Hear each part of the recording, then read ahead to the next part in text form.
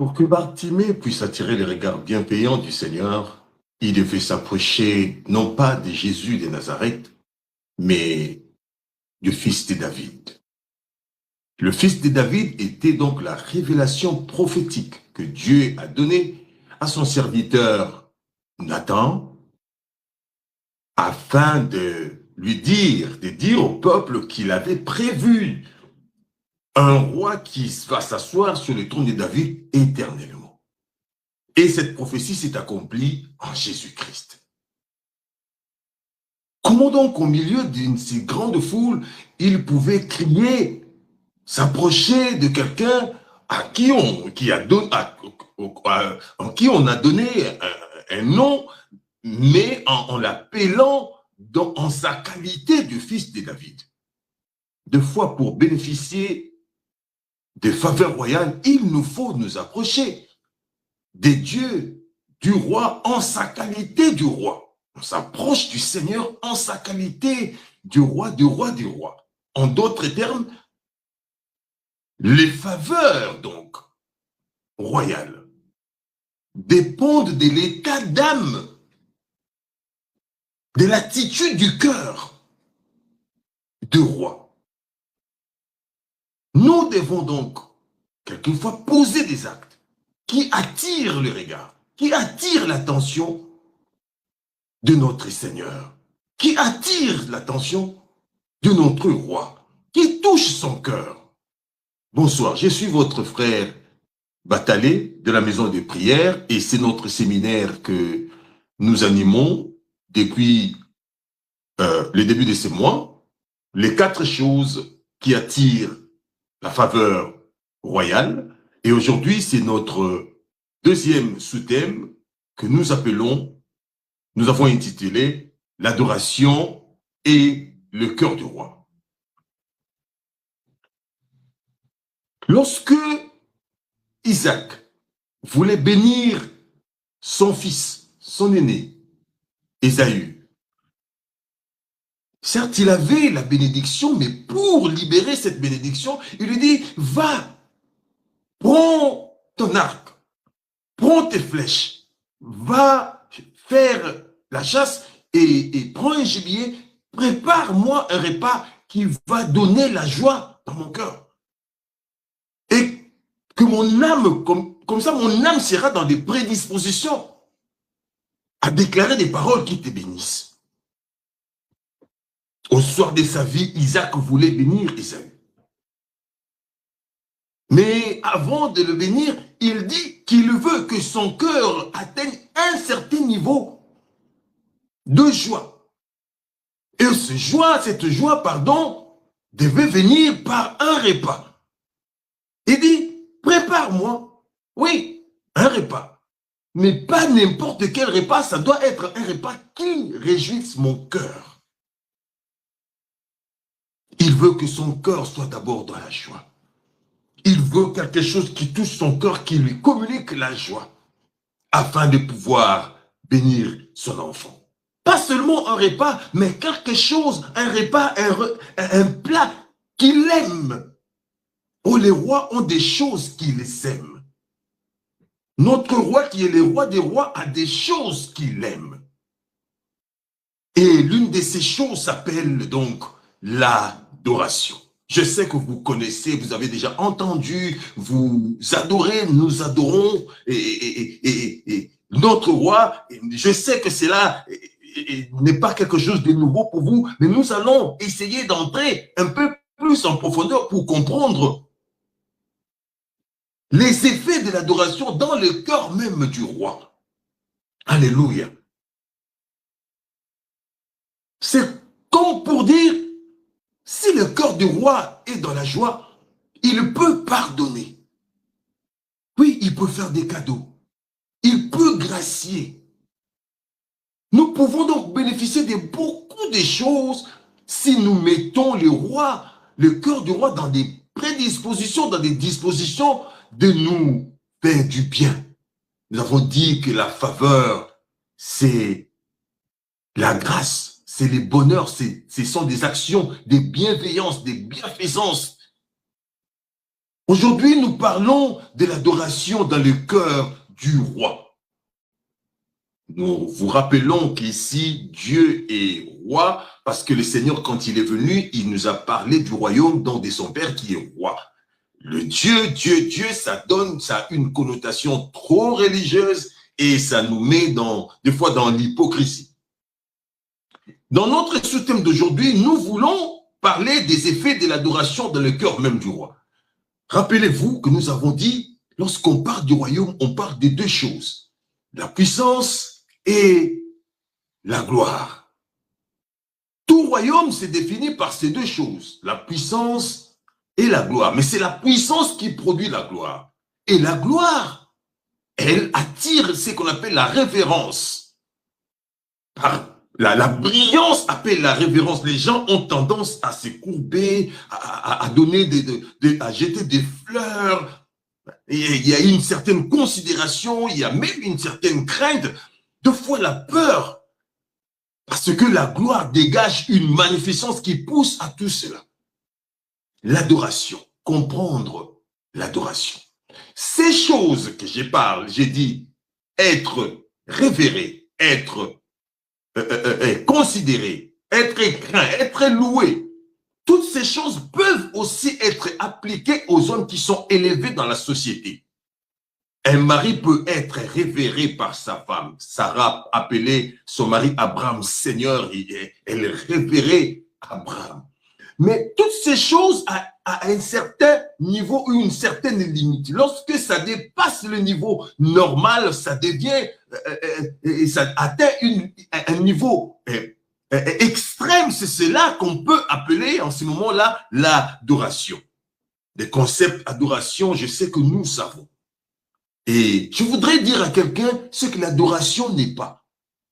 Écoutez, l'adoration n'est pas le fait de chanter pour Dieu. Des fois, le fait de présenter des cantiques avec des rythmes un peu doux, un peu lents. Et des fois, nous disons que l'adoration, c'est prier ou parler à Dieu, dire à Dieu simplement ce qu'il est. Non, ce sont des erreurs que nous commettons.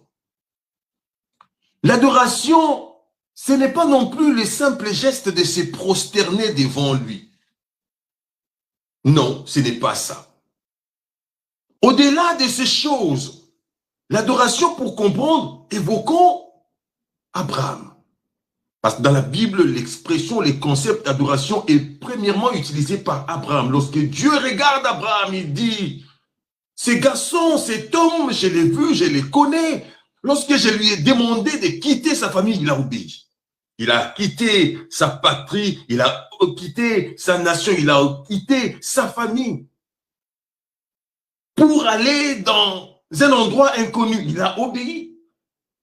Lorsque je devais aller détruire Sodome et Gomorrhe, je suis passé par là. Il ne savait pas que c'était moi. Il m'a reçu. Dieu connaissait l'hospitalité d'Abraham.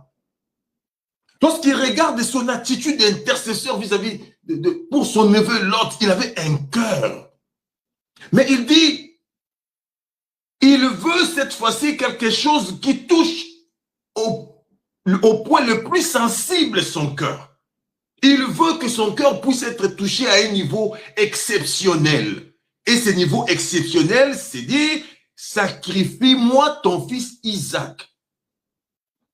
C'est lorsque Abraham amène Isaac pour présenter à Dieu un sacrifice humain, qu'il dit à ses serviteurs, restez ici, moi et le fils, nous allons adorer et nous allons revenir. C'est là l'expression adorer. Pour Abraham, adorer, c'était donc donner à Dieu ce que Dieu voulait. Adorer, c'est donner à Dieu ce que Dieu veut. Alléluia. Dieu voulait Isaac, Abraham amène Isaac. C'est-à-dire, il adore, il donne à Dieu ce qu'il veut maintenant, là, tout de suite. L'autre référence de plus loin avant Abraham, nous avons Abel. Abel est allé avec son frère pour présenter des sacrifices.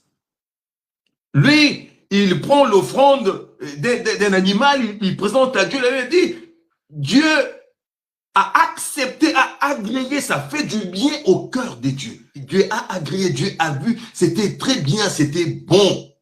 En fait, le parfum même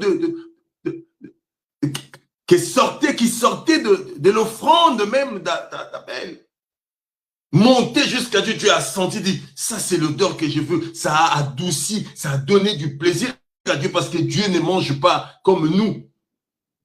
Alléluia. Abel est allé vers le Seigneur il a découvert en fait le désir de Dieu de par lui-même, par là de la révélation. Adorer, c'est faire la volonté révélée de Dieu.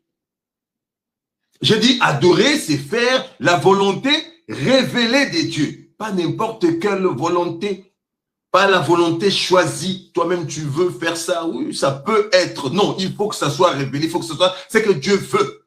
C'est-à-dire, et adorateur, c'est lui qui fait constamment les désirs et la volonté de Dieu. C'est-à-dire, lorsque nous écrivons sur Facebook, adorateur Batalé, ça veut dire, je suis celui qui cherche la révélation de la volonté de Dieu et qui applique cela tous les jours. C'est celui-là qui est adorateur. Un adorateur, ce n'est pas un chantre. Un adorateur, c'est celui qui cherche la révélation de Dieu, la révélation de Dieu, sa volonté, et qui veut l'appliquer pour que Dieu, notre roi, puisse sentir qu'il est vraiment le roi. Et l'adoration, c'est quelque chose c'est un acte qui est exclusif à Dieu, à notre roi. C'est la nourriture favorable, préférée de Dieu. La nourriture favorable de Dieu, si je peux me permettre de dire. Un cantique peut donc être une adoration lorsque toute, j'ai dit exclusivité, toute la gloire qui ressort revienne au roi. Tout ce que nous faisons lorsque nous chantons, même nous crions, tout cela, lorsque toute la gloire revienne à l'Éternel, notre Seigneur, c'est une adoration. Même lorsque tu chantes avec la voix comme la mienne, même lorsque tu ne contrôles pas les notes, mais si toute la gloire revient à Dieu, tu es adorateur, tu adores Dieu. Le contraire, alors même si tu chantes avec justesse, avec des notes, avec des paroles, mais si toute la gloire ne revient pas à Dieu, cela ne peut pas être considéré comme adoration et être agréable donc à Dieu. Au temps de la loi, dans le contexte biblique, le tout premier commandement de Dieu, le Seigneur dit à Israël, lorsqu'il est encore dans le désert, le premier commandement, je suis l'Éternel ton Dieu. Tu n'auras pas d'autre Dieu devant ma face. Il rajoute, tu ne te feras point d'idole, d'image taillée, tu ne te prosterneras point devant elle, car je suis un Dieu jaloux. Remarquons, le Seigneur ne veut pas partager son amour. C'est-à-dire, lorsqu'il ne veut pas partager son amour, il veut que l'adoration qui ressort de sa gloire puisse lui appartenir, lui revenir à lui seul. Alléluia. Pas à un autre. L'unique Seigneur. L'adoration exclusive. Lorsque Dieu est le seul Dieu de ta vie, l'adoration est exclusive pour toi, pour Dieu. Alléluia. C'est donc très important. Les mages sont venus de l'Orient pour voir l'enfant Jésus qui était né. Alléluia. Ils sont venus voir Hérode qui était le roi de l'époque. C'est-à-dire, Israël se retrouve avec deux rois sur un même territoire. Deux rois. Or, le premier commandement dit, je suis l'Éternel, il n'y aura pas d'autre. Dit, lorsque Jésus apparaît, ça veut dire, en d'autres termes, Hérode cesse d'être le roi de ce pays. Parce que dans un même territoire, il ne peut pas y avoir deux rois. Et comme Dieu est un Dieu jaloux, il ne peut pas partager sa gloire. Il dit, nous sommes venus l'adorer. Alléluia. Et le roi a senti quelque chose, je parle d'Hérode. Il dit, mais cet honneur ou ces honneurs qui me sont revenus, qui me sont toujours revenus, quelqu'un d'autre va bénéficier. Vous voyez le cœur du roi. Il peut tout partager sauf l'adoration qui provient donc de la gloire, de la magnificence, née de sa puissance. Alléluia. Dans la Bible, les rois et les adorations, il y a une histoire. Il y a par exemple la reine Vachi et le roi Assyrus dans Esther chapitre 1er verset 9. Le roi avait des convives, il y avait des gens, il était égayé dans son cœur. Il dit, pour que ma joie soit parfaite, je veux que ma femme vienne se découvrir devant mes invités. Et la femme a refusé. C'est-à-dire, le plaisir du roi Assyrus, c'est-à-dire le plaisir du roi voulait voir sa femme se découvrir devant ses invités pour voir, pour leur montrer combien il a une femme qui est très belle et la femme a refusé. Et lorsqu'il n'y a pas d'adoration, Dieu devient furieux. Le roi devient furieux. Le roi devient, j'ai dit, furieux. Parce que le roi aime l'adoration. Par manque de l'obéissance, c'est-à-dire par manque d'adoration ce jour-là, la reine Esther, la reine Vachi, pardon, le livre d'Esther, a même perdu sa place dans le couronne royal. La reine Vachi a perdu sa place dans la couronne royale parce qu'elle a refusé de donner le plaisir au cœur même du roi. Au temps de Daniel, la Bible parlant de la statue de Nebuchadnezzar et les 3 Hébreux, ils devraient se prosterner au son des chalumeaux, donc au son de la trompette, disons-le comme ça. Les Juifs ont refusé et cela a provoqué la colère. C'est-à-dire une vie qui n'adore pas le roi. C'est une vie qui contrarie même le cœur du roi, le cœur de Dieu. Une vie qui n'adore pas le Seigneur. C'est une vie qui sera dans la tourmente beaucoup de fois. Dans la Bible, dans le livre de Matthieu, où on peut même lire Marc chapitre 6, versets 21 à 26, on parle du roi Hérode et de la fille d'Hérodias. Hérodias était la femme de la belle-sœur du roi Hérode. C'est la femme de Philippe, son frère, que le roi a pris. Et cela a créé beaucoup de problèmes, d'antagonisme avec le prophète de l'heure qui était Jean-Baptiste. Et Jean-Baptiste fut arrêté même. Et un jour, le roi était en train de faire la fête et la Bible parle de la fille d'Hérodiade qui a dansé au point que le cœur du roi était vraiment dans la joie immense. Le roi dit, demande-moi tout ce que tu veux, vous voyez. Lorsqu'on adore bien le Seigneur, lorsqu'on adore bien le roi, lorsqu'on met le cœur du roi dans des dispositions de faire du bien, il dit ici, le roi de la terre, il dit, demande-moi, je peux même te donner même la moitié de mon royaume. Et qu'est-ce que l'Éternel ne ferait pas? Alléluia.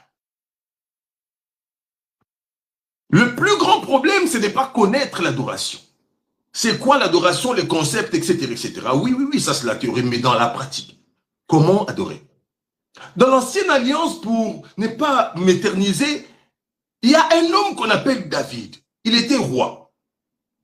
Un jour, alors que l'arche de l'Éternel faisait son entrée dans la capitale Jérusalem, dans la cité du roi, le cortège passait et David était en train de suivre le cortège. Il dansait d'une manière exceptionnelle. Je dis exceptionnelle. Il y a sa femme qui était, au fait, la fille de Saoul, le roi qui l'a précédé. Elle est scandalisée. C'est-à-dire, lorsqu'on adore Dieu, des fois, les gens qui sont autour de nous doivent être scandalisés. Combien de fois tu as déjà scandalisé les gens en faisant la volonté de Dieu? Combien de fois tu as déjà scandalisé quelqu'un? Et tu t'es même scandalisé toi-même en adorant le Seigneur. La fille de Saoul dit, mais je n'ai jamais vu un roi danser de la sorte. Elle était princesse, fille de roi. Donc, elle avait déjà vu son père danser pour Dieu. Mais jamais de cette manière. Ça veut dire que David, ce qu'il faisait, c'était au-delà de ce que Saoul, son père, faisait. Adorer n'est pas le simple fait de danser, mais la manière de faire les choses. Comment tu les présentes devant Dieu? Chanter, oui, mais comment tu chantes? Ce n'est pas seulement donner, mais comment tu donnes?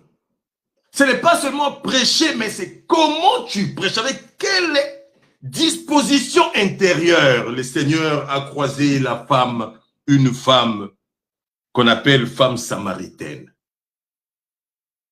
Et ils ont commencé à avoir un débat dessus.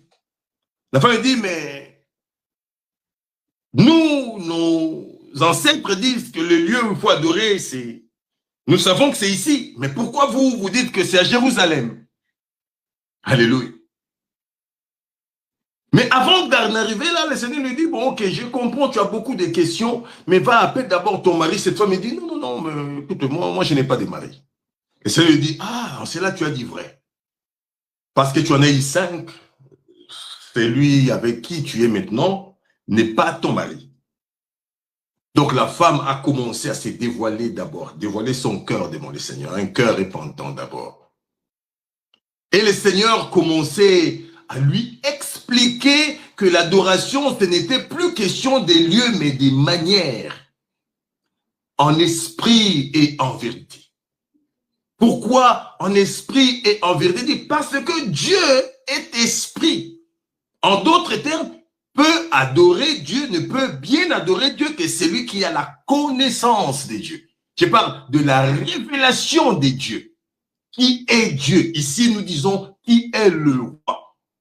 Si tu connais vraiment qui est ton mari par rapport à Dieu, pas par rapport aux circonstances, si tu connais vraiment qui est ce pasteur-là, la révérence sera autrement. Tu vas t'approcher avec autre chose. Il dit à la femme, le problème c'est comment? C'est la manière, ce n'est plus l'endroit. Ça doit être en esprit et en vérité. Il faut que ça soit en esprit et en vérité. Et beaucoup de fois, nous échouons lorsqu'il s'agit d'adorer en esprit et en vérité. Nous devons donc avoir ces préalables.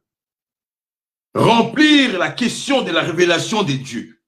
La révélation des connaissances de celui qu'on adore.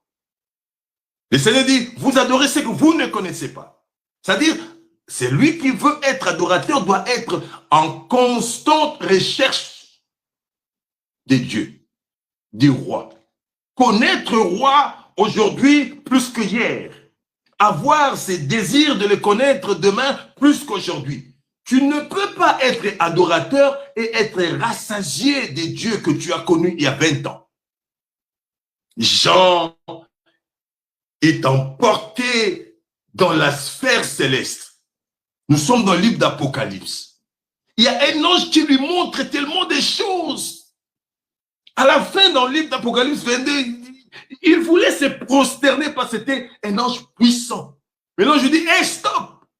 L'adoration est exclusive. Ça veut dire ceci. Lorsqu'on s'attache à Dieu, on s'attache au roi. On peut devenir l'incarnation du roi par sa puissance. Et parce que la puissance attire la gloire, et la gloire incite la révérence, la crainte, toi maintenant là, tu ne peux pas accepter cela. Le modèle est céleste. Les 24 vieillards et les 4 êtres vivants dans le livre d'Apocalypse, il est dit, les 24 vieillards, ils adorent Dieu tous les jours, ils disent la même chose. Les 4 êtres vivants, Ils font la même chose. Le même mouvement, les 24 vieillards. Tu es digne. Ils jetaient leur couronne. Comme Abraham, Dieu l'a couronné avec un fils, il est allé jeter ses fils à la montagne. Comme David, Dieu l'a couronné avec une royauté devant l'arche, il jetait cela et sa femme ne pouvait pas comprendre que David était en train d'adorer Dieu. Il jetait sa couronne. Devant Dieu, on n'est pas pasteur, on n'est pas roi. Devant Dieu, on n'est pas mari. Devant Dieu, on n'est pas président. Devant Dieu, on n'est rien. C'est lui qui est élevé. Même les choses, aujourd'hui, nous retenons les choses qui sont des dons et nous nous faisons valoir devant Dieu. Les 24 vieillards avaient mérité des couronnes. Ils ont combattu, ils ont vaincu. Mais devant Dieu, j'ai dit, lorsque plus on s'approche de lui, plus on le connaît, plus on n'arrive plus à demander des choses, plus on ne fait plus beaucoup trop de formules. On commence à dire un mot et ce mot a beaucoup plus de sens. Saint, Saint, Saint et l'Éternel des armées. Tu es digne, l'Éternel, notre Dieu, d'être adoré. Tu es digne. Mais je me suis demandé comment le Seigneur, il entend la même chose, mais ça lui fait toujours matekita dans le cœur. Tu es digne. Mais nous multiplions. Pourquoi? Parce que nous n'avons pas suffisamment de révélations de Dieu.